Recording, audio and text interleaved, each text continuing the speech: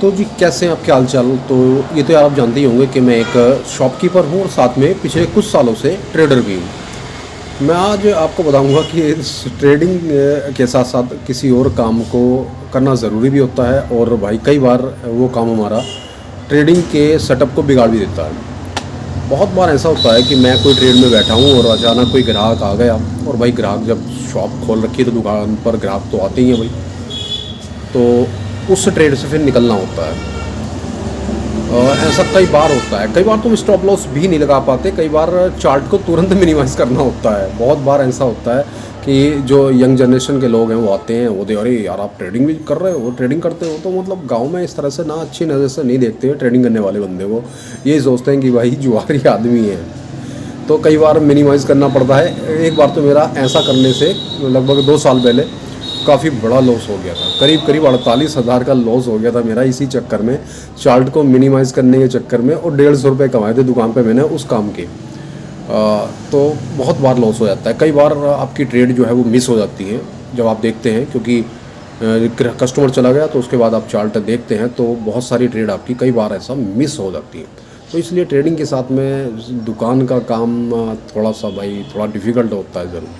आपके बहुत सारे की सेटअप हैं वही वो मिस हो जाते हैं दुकान में साथ साथ में।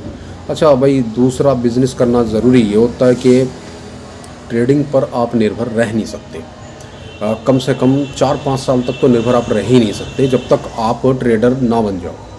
जब तक आप फुल्ली, जब तक आपका जो माइंड सेट है वो फुल इस चीज़ को स्वीकार ना कर ले कि हाँ भाई अब आप ट्रेडर बन गए हो, जुआरी नहीं रहे, तब आप इस काम को या किसी भी काम को छोड़ सकते हैं। जैसे आज ही की बात है, आज शिवरात्रि का दिन है तो कस्टमर तो इतने आ नहीं रहे हैं, संडे है, वैसे भी बैंक बंद है, तो भाई कस्टमर तो आज है नहीं। लेकिन फिर भी मैंने क्रिप्टो में लगभग $8.5 के आसपास का प्रॉफिट कर लिया था। तो इसलिए भाई ट्रेडिंग भी थोड़ी सी ज़रूरी हो जाती है। जब आपको पता है अपना सेटअप बन रहा है तो ट्रेड भी हो जाती है। मैं आपको दिखा दूँ मैंने वो ट्रेड कहाँ पर ली थी, उसके लिए मैंने एक शॉर्ट वीडियो भी डाला है, भले ही आपने शायद ना देखा हो।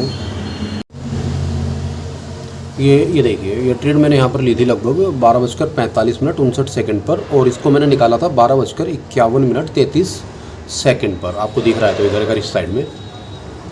और इस ट्रेड में मैं 8.29 USD का जो है प्रॉफिट हुआ था। अगर मैं इसे मल्टीप्लाई करूँ तो लगभग 704 रुपये के आसपास ही बैठेगा।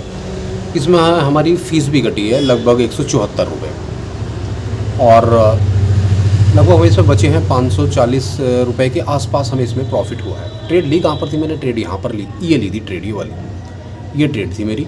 जैसे ही इस स्टेज देख रहा हूँ, इसका ब्रेकआउट किया, यहाँ पर मैंने अपनी ट्रेड बना ली थी, और उसके बाद इस वाली कैंडल के हाई पर मैंने इसकी अपनी ट्रेड को एग्जिट कर दिया था।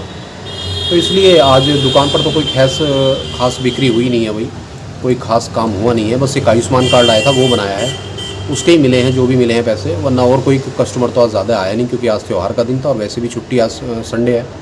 और यहाँ से हमारा जो है अपना खर्च पानी थोड़ा 550-600 रुपये के आसपास निकल गए हैं।